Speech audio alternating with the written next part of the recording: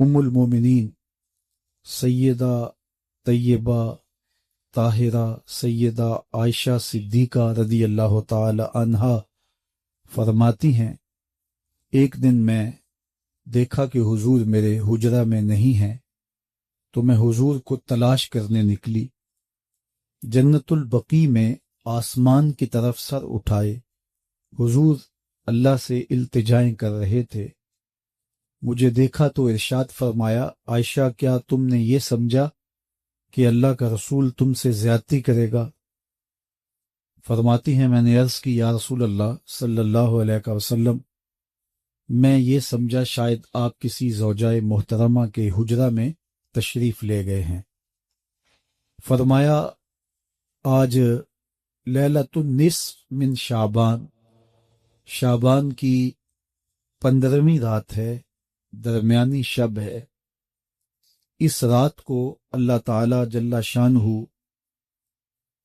آسمان دنیا پہ نزول اجلال فرماتا ہے اور قبیلہ بنو کلب کی بکریوں کے بالوں سے زیادہ لوگوں کو جہنم کی آگ سے آزاد کر دیتا ہے۔ قبیلہ بنو کلب عرب کا بہت بڑا قبیلہ تھا جو بھیڑ بکریاں پالتے تھے اور لاکھوں کی تعداد میں ان کی بکریوں اور بھیڑوں کے ریوڑ تھے۔ تو اس قبیلے کی بکریوں کے بالوں سے بھی زیادہ گناہ گاروں کو جہنم کی آگ سے آزاد کر دیا جاتا ہے۔ تو یہ وہ بابرکت شب رحمت ہے، شب نور ہے، جس کے دامن میں اتنی برکتیں ہیں کہ کوئی محروم نہیں رہتا۔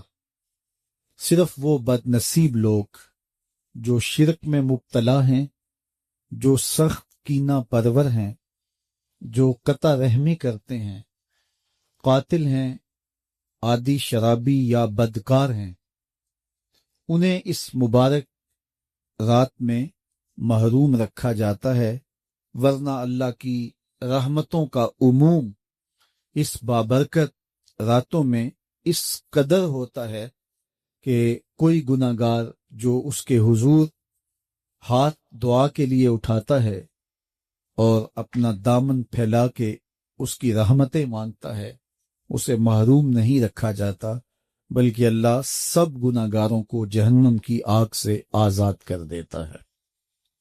ایک روایت میں آتا ہے کہ اللہ لیلۃ النصف من شعبان، شعبان کی 15ویں رات کو آسمان دنیا پہ اپنی رحمتوں سے جلوہ گر ہوتا ہے اور فرماتا ہے کوئی رزق مانگنے والا، میں اس کی جھولیاں بھر دوں، ہے کوئی مغفرت طلب کرنے والا، میں اس کے گناہ معاف کر دوں، ہے کوئی مجھ سے عافیت مانگنے والا، میں اس کو عافیتوں سے نواز دوں، ہے کوئی فلاں چیز مانگنے والا، ہے کوئی فلاں چیز مانگنے والا، اس کی رحمتیں آواز دیتی ہیں، اور یہ آواز غروب آفتاب سے لے کر کے طلوع فجر تک مسلسل بندوں کو دی جاتی ہے، اور بندے اس کے حضور اگر دستے طلب دراز کریں، اپنی جھولی پھیلائیں، تو اللہ تعالیٰ ان کو ان کے مانگنے سے بھی زیادہ عطا فرماتا ہے۔ اس امت کو اللہ تعالیٰ نے اس طرح کی راتیں دے کر کے مغفرت، بخشش، غفران اور رحمتوں کی فراوانی نصیب کی ہے۔ میرے حضور نے ارشاد فرمایا، ایک شخص صبح سے لے کے ظہر تک مزدوری کرتا ہے، اس کو ایک قیراط ملتا ہے۔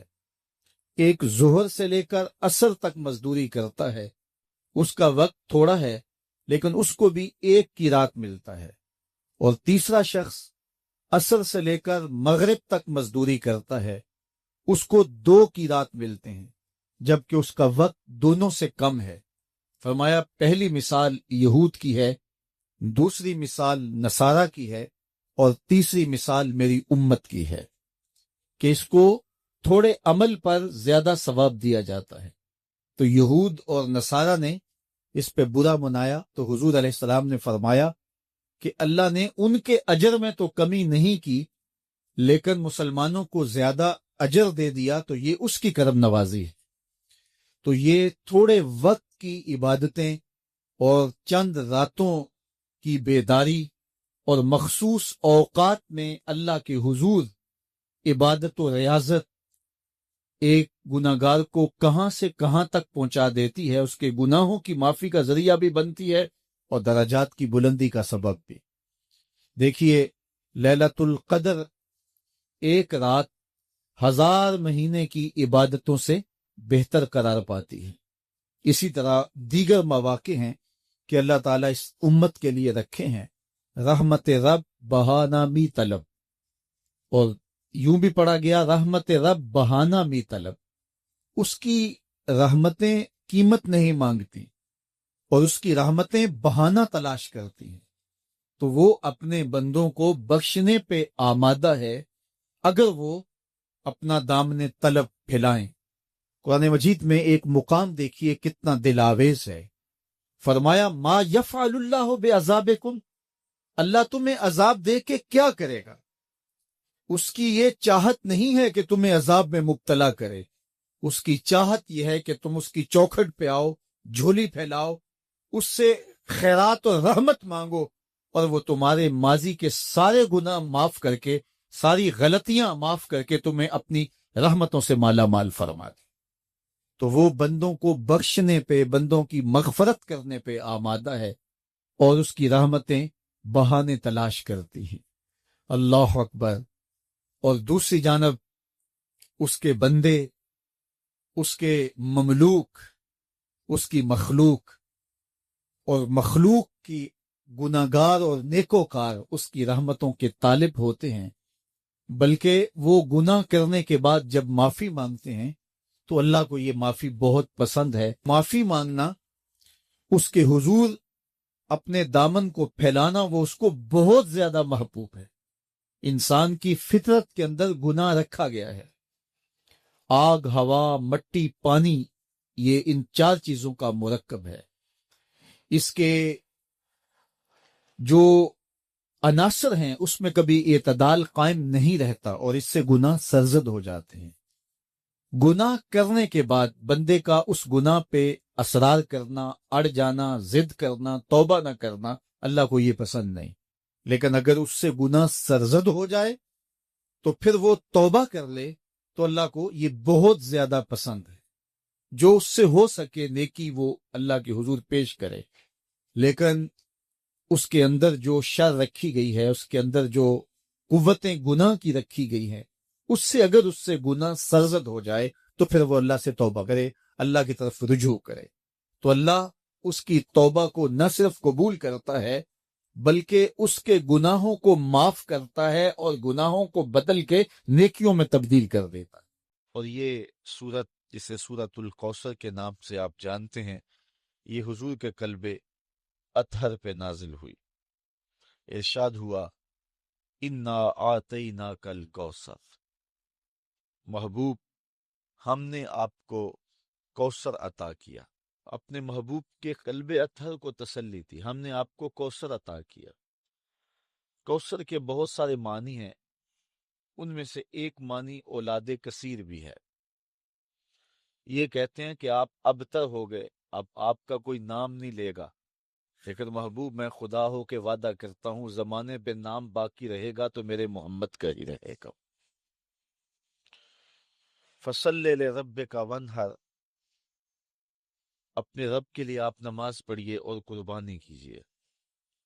ان شانئک ھو الابتر، بے شک آپ کا جو مبغض ہے، دشمن ہے، معاند ہے۔ آس بن وائل کی اولاد تلاش کرنے نکل جائیں تو آپ کو آس بن وائل کی اولاد نہیں ملے گی۔ گو حضور علیہ الصلوۃ والسلام کے بیٹے اولاد نرینہ حضور کی حیات ظاہریہ میں ہی انتقال کر گئے، لیکن حضور کی نسل حضور کی بیٹی کی طرف چلی۔ اب کائنات کا کوئی گوشہ ایسا نہیں جہاں میرے محمد کے بیٹے نہ پائے جا رہے، حضور کی اولاد کثرت کے ساتھ موجود نہ ہو۔ کربلا میں خاندان نبوت کو کاٹ کے رکھ دیا گیا اور صرف امام زین العابدین بچے، لیکن اس کے باوجود کائنات کے کسی گوشے میں چلے جائیں آپ کو سادات ملیں گے، حضور کی اولاد ملے گی۔ یہ ہے حضور کی نسبی اولاد، اور جو حضور کی مانوی اولاد ہے وہ ساری امت ہے۔ اور حضور نے فرمایا انما انا لکم مثل الوالد، میں تمہارے لیے باپ کی جگہ پہ ہوں۔ تو پوری امت مسلمہ حضور علیہ الصلوۃ والسلام کی مانوی اولاد ہے، آقا کریم ان کے روحانی باپ ہیں اور وہ حضور کے روحانی بیٹے ہیں۔ تو کائنات کا کوئی بھی گوشہ ہو، کوئی پستی ہو، کوئی بلندی ہو، کوئی ملک ہو، کوئی دیس ہو، کوئی جزیرہ ہو، آپ جہاں بھی پہنچیں گے تمہیں حضور علیہ السلام کے کلمے کی صدا ضرور آئے گی۔ تو یہ ہے حضور علیہ الصلوۃ والسلام کے نام کی بقا اور حضور کے ذکر کا باقی رہنا جو میرے رب نے وعدہ کیا تھا۔ دشمن مٹ گیا رب کے وعدے کے مطابق، اور محبوب کا نام باقی رہا۔ یہاں ایک سوال ہے کہ اللہ کہے کہ محبوب تیرا دشمن ابتر ہے، آس بن وائل کے 4 بیٹے زندہ رہے، تو جو بات ہمارا رب کہے گا وہ تقدیر کا فیصلہ ہوگا، تو اس کے 4 بیٹے مر جانے چاہیے تھے، لیکن وہ 4 زندہ رہے۔ تو پھر یہاں اس آیت کا مفہوم کیا ہوگا؟ تو علماء بیان فرماتے ہیں کہ وہ 4 بیٹے آس بن وائل کے مسلمان ہو گئے، بیٹے اس کے تھے اور کلمے میرے رسول کے پڑھتے تھے۔ تو زمانے کو بتایا کہ ابتر کون ہے؟ تیرے بیٹے بھی جب میرا نام لے رہے ہیں، تیرے بیٹے بھی میرے قصیدے جب پڑھ رہے ہیں، تو بتا پھر ابتر کون ہوا؟ تیرا نام باقی نہیں ہے، اور مصطفیٰ کریم علیہ السلام کا نام آج بھی باقی ہے۔ اور اس دور میں بھی ابو جہل کا بیٹا اکرمہ اسلام کی دولت سے مالا مال ہوتا ہے اور اسی راہ میں اپنی جان قربان کرتا ہے۔ اس طرح باقی جتنے بھی بڑے بڑے کفار تھے، ان کے سارے بیٹے، ساری اولادیں حضور علیہ السلام کی غلامی میں آ گئی اور حضور علیہ السلام کے حلقہ ارادت میں شامل ہو گئی۔ فتح مکہ کے دن 10,000 صحابہ کے ساتھ حضور مکے میں داخل ہوئے، تو ان لوگوں نے حضور علیہ السلام کے سامنے پیش ہو کے معذرت کی، اپنے دروازے کھول دیے، حضور کا استقبال کیا، اور پھر پوری کائنات پر حضور علیہ السلام کی عظمت کا ڈنکا بجنے لگا، اور آقا کریم علیہ الصلوۃ والسلام کے دین کا غلبہ اس انداز میں اور اس صورت میں ہوا کہ ایک شخص بھی مکے کے اندر اب کافر موجود نہیں ہے، اور حضور علیہ السلام کی زندگی اور حیات ظاہریہ کے اندر ہی تمام کا تمام مکہ جو ہے وہ اہل ایمان سے بھر گیا تھا۔ تو یہ حضور علیہ الصلوۃ والسلام کی عظمت ہے جس کا بیان ہے۔ اب تھوڑی سی گفتگو اس صورت پر آپ کے گوش گزار کرنا چاہوں گا۔ اللہ تعالیٰ جل شانہ نے ارشاد فرمایا انا آتیناک الکوثر، بے شک ہم نے آپ کو کوثر عطا کیا۔ یہاں اتینا کے لفظ نہیں ہے، آتینا کے، یعنی اتینا اگر ہوتا تو اس کا معنی ہوتا ہم نے آپ کو کوثر دیا، اور جو چیز دی جائے وہ واپس بھی لے لی جاتی ہے، لازمی نہیں ہے کہ وہ واپس نہ لی جائے، واپس لینا چاہے دینے والا تو وہ لے بھی سکتا ہے۔ یہ ہے کسی چیز کا دینا، اور یہ اتینا نہیں آتینا ہے، تو اس کا معنی جو ہے عطا کرنا، یعنی یہاں یہ معنی نہیں ہے کہ ہم نے کوثر دیا، بلکہ کوثر دیا اس معنی میں ہے کہ ہم نے آپ کو کوثر دے دیا۔ تو جو چیز دی جائے وہ قابل واپسی بھی ہوتی ہے، اور جو دے دی جائے تو اس فرق کو آپ سمجھتے ہیں کہ پھر وہ واپس نہیں لی جاتی۔ تو اللہ تعالیٰ جل شانہ نے اپنے محبوب کو فرمایا کہ اے محبوب، ہم نے تمہیں کوثر دے دیا، ہم نے تمہیں خیر کثیر عطا کر دیا، دے دیا۔ تو اللہ تعالیٰ جل شانہ کی یہ عطا خاص ہے جو محبوب علیہ الصلوۃ والسلام کو عطا کی گئی۔ دوسرا لفظ ہے کوثر۔ کوثر ہر کثرت کو کہتے ہیں، الخیر الکثیر فی الدنیا والدین، دنیا اور دین کی ہر کثرت کو کوثر کہتے ہیں، وخیرات الآخرہ، اور آخرت کی ہر بھلائی کو کوثر کہتے ہیں، یعنی کوثر کے دامن میں وسعت بہت ساری ہے۔ ہم نے آپ کو کوثر دیا، یعنی بہت ساری کثرتیں عطا فرمائیں۔ اس پر علماء نے بہت کچھ لکھا ہے، اور اس کے کئی معنی اور کئی اس کے مطالب بیان فرمائے ہیں کہ کوثر سے مراد کیا ہے۔ مفسرین کی ایک جماعت یہ کہتی ہے کہ کوثر سے مراد ایک نہر ہے جو جنت میں بہتی ہے، وہ محبوب علیہ السلام کو عطا کی گئی۔ تو یہاں محبوب کو کہا کہ محبوب یہ دنیا کیا ہے، آپ کو تو جنت کی نہر عطا کر دی گئی ہے۔ جنت میں کل 4 نہریں ہیں، مائے معین، کوثر، سلسبیل اور تسنیم۔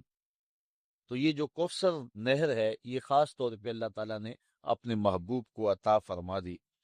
حضرت انس رضی اللہ تعالی عنہ سے روایت ہے، حضور نبی رحمت صلی اللہ علیہ وآلہ وسلم نے ارشاد فرمایا کہ جنت میں ایک نہر ہے جس کا نام کوثر ہے، اس کے جو کنارے ہیں وہ سونے اور چاندی کے ہیں، اور اس کے نیچے جو زمین ہے وہ موتیوں، ہیروں اور جواہرات کی ہے، اور اس کی مٹی کستوری کی ہے۔ اور حضور نے یہ بھی ارشاد فرمایا کہ اس کا جو پانی ہے وہ دودھ سے زیادہ سفید ہے، شہد سے زیادہ میٹھا ہے، اور برف سے زیادہ شفاف اور ٹھنڈا ہے، اور اس میں بختی اونٹوں کی گردنوں کے برابر گردنیں رکھنے والے جانور ہیں جو اس نہر کے اندر جو ہیں وہ تیرتے ہیں۔ ایک روایت میں ہے حضرت عمر رضی اللہ تعالی عنہ نے جب حضور سے اس کوثر کا تذکرہ سنا جس کے بارے میں حضور نے فرمایا کہ یہ خاص نہر اللہ نے مجھے عطا کی ہے، تو حضور نے فرمایا اس کا پانی شہد سے زیادہ میٹھا ہے، برف سے زیادہ ٹھنڈا ہے، اور دودھ سے زیادہ سفید ہے، اور اس کی تہ میں کستوری بچھی ہوئی ہے، اس کے سونے اور چاندی کے کنارے ہیں، اور اس میں بختی اونٹوں کی گردنوں کے برابر جانور ہیں۔ تو حضرت عمر رضی اللہ تعالیٰ عنہ نے عرض کی حضور پھر تو جب انہیں دیکھیں گے تو لطف ہی آ جائے گا۔ تو حضور علیہ السلام نے فرمایا اے عمر جب ان کو کھاؤ گے تو لطف اور زیادہ آئے گا۔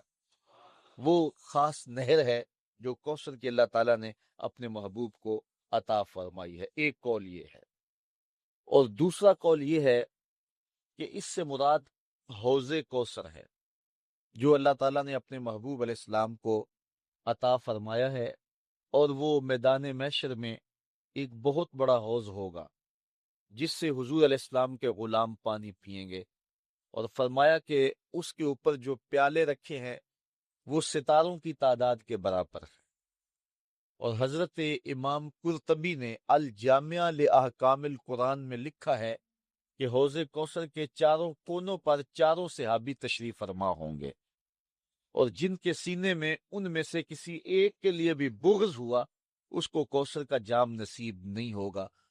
جس کو کوثر کا جام نصیب ہو گیا 50,000 سال کا دن ہے، جس نے ایک جام بھی پی لیا اس کو پورا دن یعنی 50,000 سال پیاس ہی نہیں لگے گی۔